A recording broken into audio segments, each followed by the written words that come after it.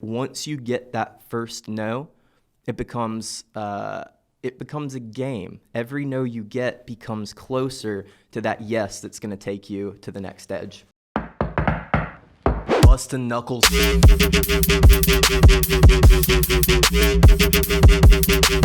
Go bust some knuckles. Hello, you bad motherfuckers in the roofing industry, my ladies and my gentlemen, door knockers, roofers. My name is Clint Crow. My name is Dylan Peoples. And we are the Bustin' Knuckles podcast. We started Storm Roof Systems in the fall of 2018 and learned a lot along the way. I'm glad we have a partner here, Dylan, who's been in the roofing industry going on, 5-6 years now? Yes, sir. Let's go. I was not. I was fresh to this industry and got my foot in the door with entrepreneurship close to 8 years ago, running a company called Elite Event Rental. Absolutely nothing to do with roofing, but along the way, I made plenty of mistakes and failed forward to help us accelerate here. So our first year, we sold about 2 million. Last year, we sold about 5. This year, our goal was 10, but it looks like we're going to crush that and accelerate past that pretty quickly. So, Dylan, you got started just hitting the doors, door-to-door knocking, right? Yep, got started busting knuckles very early on. Those first 90 days weren't super lucrative for you. Not at all. Once it clicked. Absolutely. So the first few, I guess like 90 days, 3 months, wasn't very good. I had a few deals, but had a lot of people around me outselling me. Which is not uncommon, by the way. This is actually pretty standard for a lot of people who come into this for the first time. But the moment it clicks for pretty much anyone, it clicks. One thing that helped it click for me was we went out to Cleveland and Chattanooga, Tennessee with J&M Roofing. Shout out to them. That's who put me on. But they took me out there, got to see real damage, got to see homeowners more eager to have me at the door. And the moment that light bulb turned on, it was over. And no turning back ever since then, to say the least. Yeah. Yep. And so every year we've seen a big acceleration curve. There's a logarithmic schedule to this. You get your guys, assuming that they don't know anything, you get your guys brought in, you start training them up, and Q1 and Q2 may be a little bit lower. Q3 and Q4, you're dealing with cash flow from 90 days ago. So we say for all our new recruits, what you do today shows up 90 days from now. And then maintaining that sales pipeline, once you've got it set, that maintenance work is quite a bit easier. Along the way, we've probably trained and recruited, I think I was looking at the number the other day, it was close to 40 guys. Makes sense. Which you'll see, door-to-door industry guys, the guys that can recruit end up skyrocketing the fastest. 40 is by no means the craziest number, but I do think it's led to some of our success so far. 100%. We're taking guys from, and this is the fulfillment aspect of running a roofing and door-to-door sales company. We're taking guys from the service industry, elevator techs, former guys, landscaping, former guys on my team at Elite, and putting them on a path to 6 figures and beyond within their first year. And this is one of the only industries I can think of, maybe solar, but one of the only other door-to-door. Other door-to-door companies for sure. That's a big one. Yep. And once we've got them on a path, figuring out how to promote from within, figuring out how to maintain that culture, and really embody company values. So what's our saying here? Close deals and smash iron, maybe. We get better, and we don't just get better. We get better at getting better. At getting better.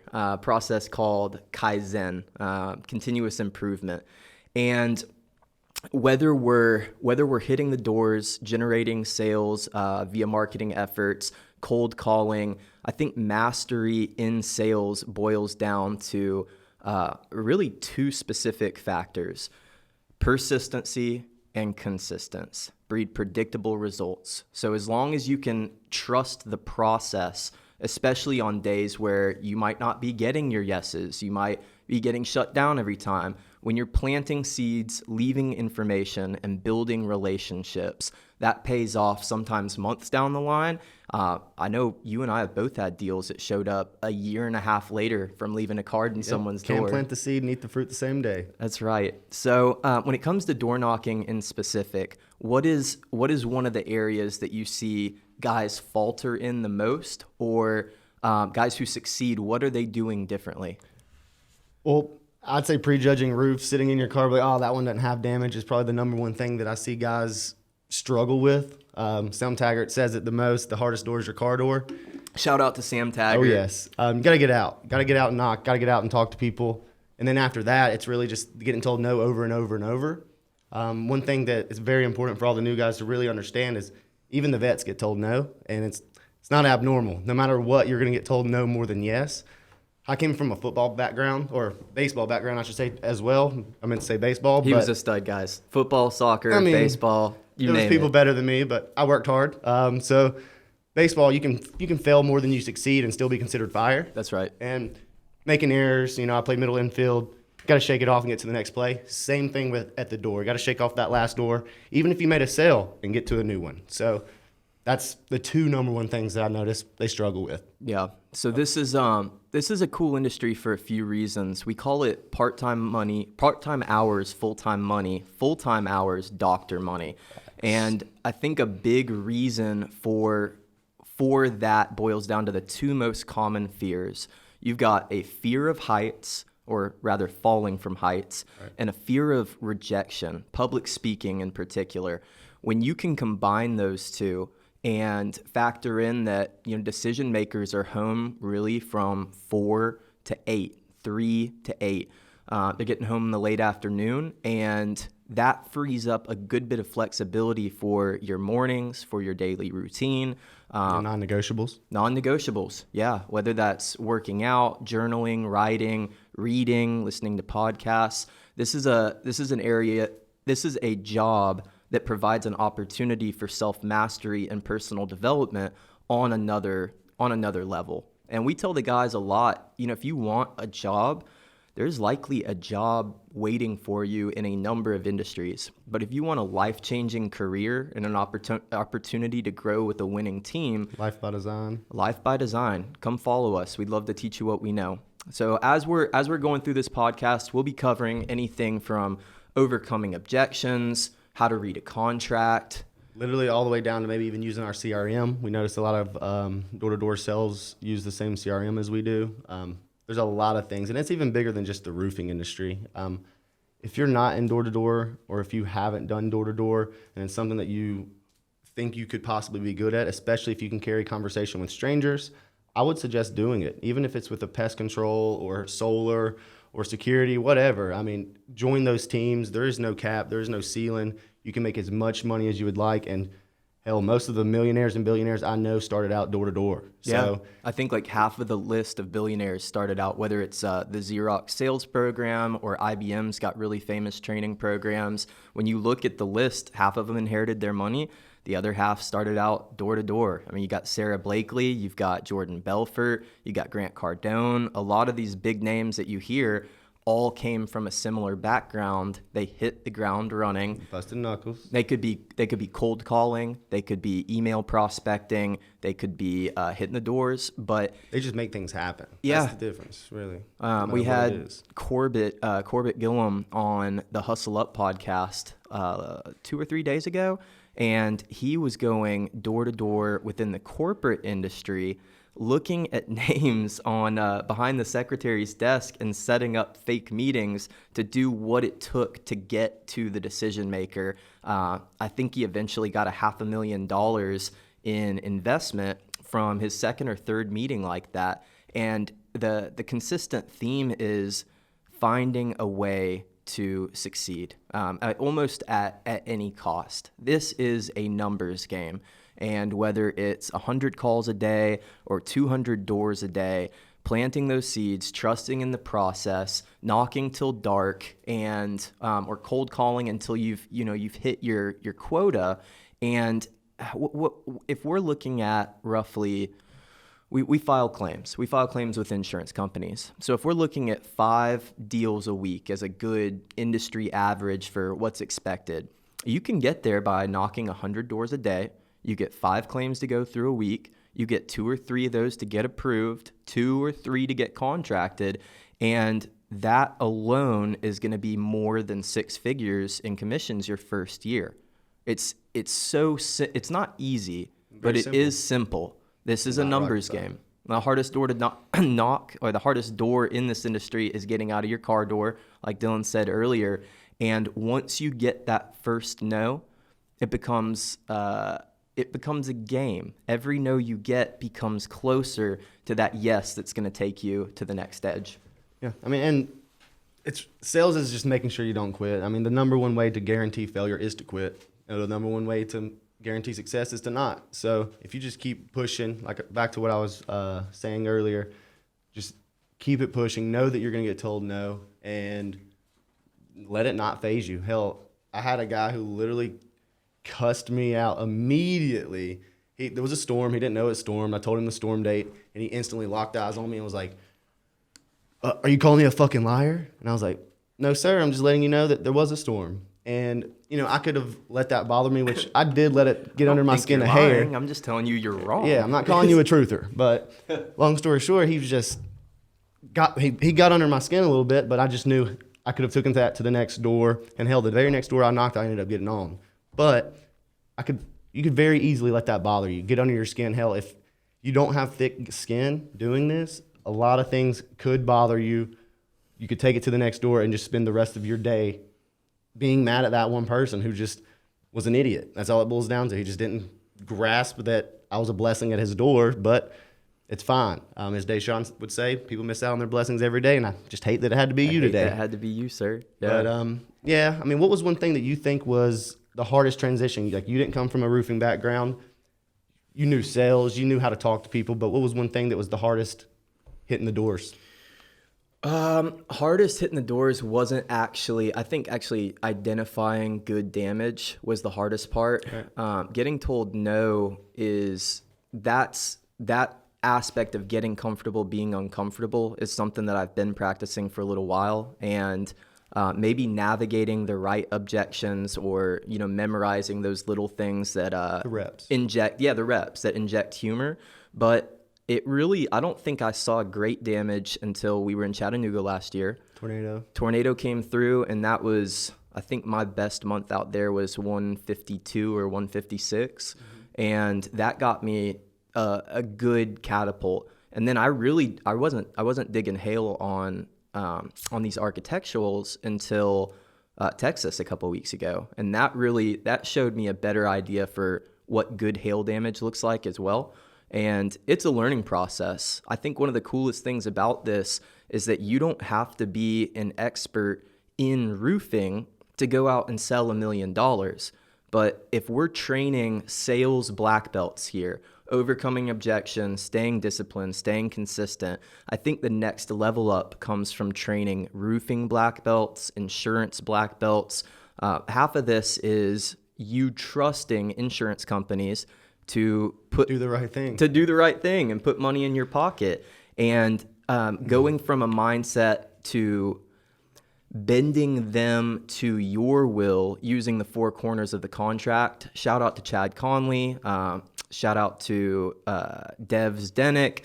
Some of these guys that are really pushing knowledge within the policy, understanding how insurance companies pay out and how they're looking at things. I think that's a big level up too. And this is year 3 for me. So I'm still learning. We're both students of the game. Absolutely. What about you? For the hardest transition? Yeah. I didn't know roofing. I was selling myself. Ooh, hiring friends. That was the hardest transition. Yeah, working with friends. Yeah, by all means. Now if we're talking about like on the owner side of things, working with friends is definitely harder. But if we're talking about getting out there, what was the hardest? Getting out, knocking at first, not knowing the industry. I came from I was a server, so I did have customer service. I did talk to people, things like that. But I didn't know the difference between a 3-tab, an architectural. Yeah. Didn't know what damage was. And again, just selling yourself at the door at the beginning, realizing that anyone could have put the roof on. They could have went to literally any roofing company, and they're pretty much going to get the same deal. They're really buying it from you, the person that they're seeing at that door.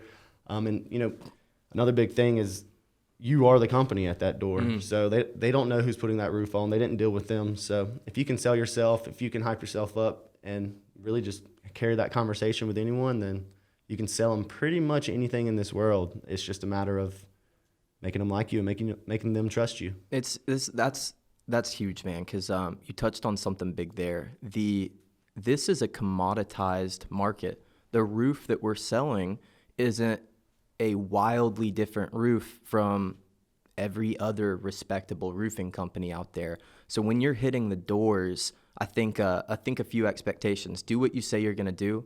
Clear and constant communications key. Under promise, overachieve. Under promise, over deliver. Yeah. You are selling your energy and building that relationship so that you stand apart in a highly crowded market. And why is this market highly crowded? Because there's large margins and there's low barriers to entry. This means that any dude with a hammer and a nail, he's a roofer. Tank Top Tommy, Chuck in a truck, they're Peter all out Pickup. there. Yeah, Peter Pickup. They're all out there. And differentiating yourself, one of the lines I like to use, just some free game, is there's nobody on planet Earth that's going to care more about the success of this project than I am. I'm up late, I'm up early. If I don't answer, I'll call you back. And I'll give you an honest assessment. There's a lot of crooks out here, and the reason we have so many reviews, and 5-star reviews at that, is because we go the extra mile where the competition does not. Now, the problem with saying something like that, and anyone here can attest, You don't have to deliver. you have to deliver. If you say you're going to get them a quote that night, you get them a quote that night. If you tell them you're going to have the contract in an hour, you get the contract done in an hour. But then when you do deliver on your promises, you're upholding an internal contract with yourself and the customer. Every touch point you have is going to create that raving review at the end that ends up boosting your SEO, boosting your Google My Business, and ultimately sealing the deal for referrals down the line. You want to have that front of mind placement when the next storm comes up or their buddy's thinking about getting a roof done as well. And, to piggyback on that, if you've got a homeowner trying to bail on the back end and you've delivered on every single thing that you've said you were going to do, whenever that first agreement, even if they didn't sign anything up front, but that first agreement was like, hey, if I get this roof, in our circumstances, if I get this roof replaced for you by your insurance, you're going to allow me to put the roof on. So now maybe they get the check, they want to shop around or, do whatever. You can start to hold them accountable because you have delivered, you have under-promised, overachieved, and now it's their turn to fulfill their end of the bargain. So it helps out throughout this entire process. That's right. Well, guys, today's video is just kind of an introductory video. We're going to be going over everything from a new salesman's, everything that we cover in our training process, everything we cover in our training manual.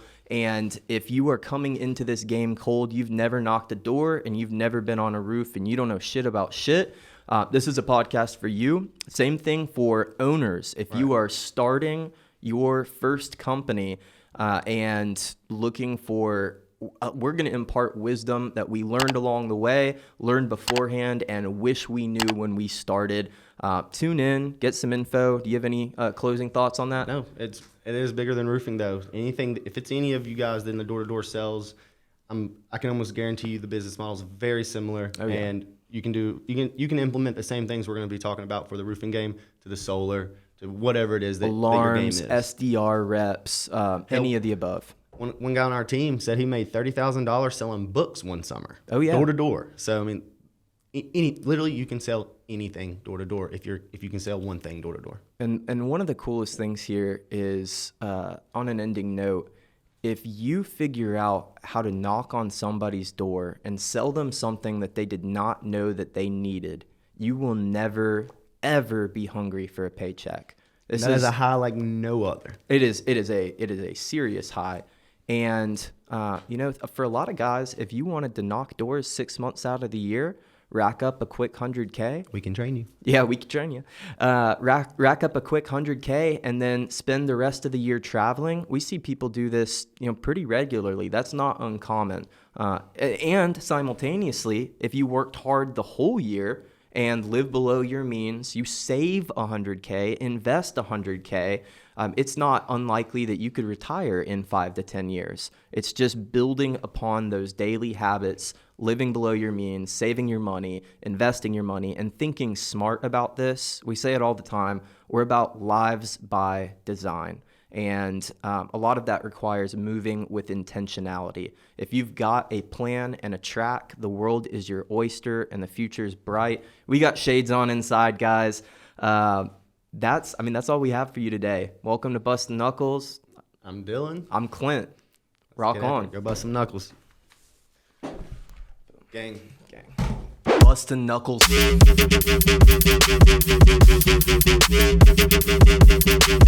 Go bust some knuckles.